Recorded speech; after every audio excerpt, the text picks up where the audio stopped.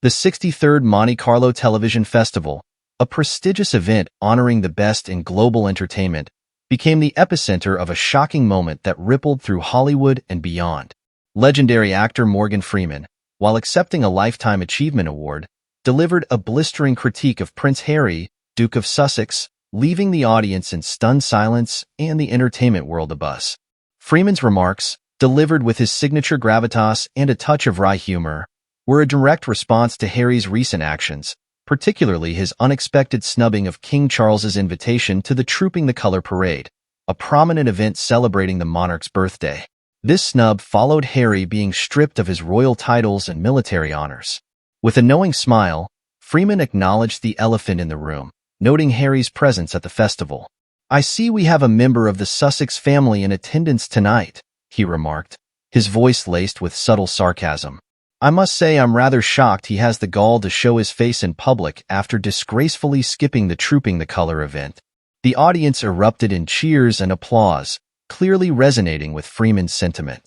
His words, delivered with a powerful blend of authority and wit, served as a potent indictment of Harry's actions, highlighting the public perception of his behavior as disrespectful and self-serving.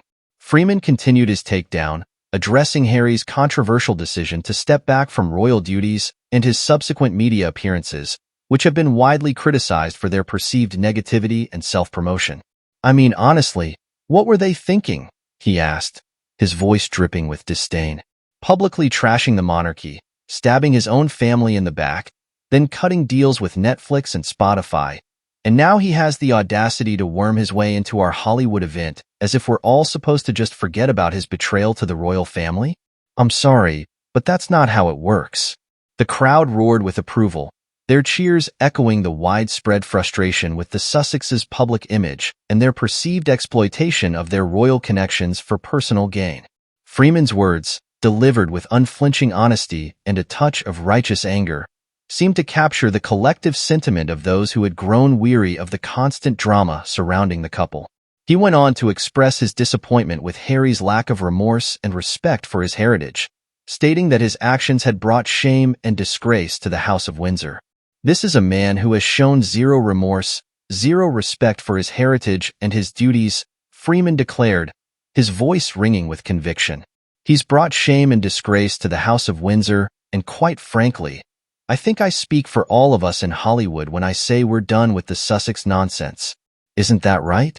The crowd erupted in thunderous applause, a standing ovation that lasted for several minutes, signifying their overwhelming agreement with Freeman's powerful rebuke.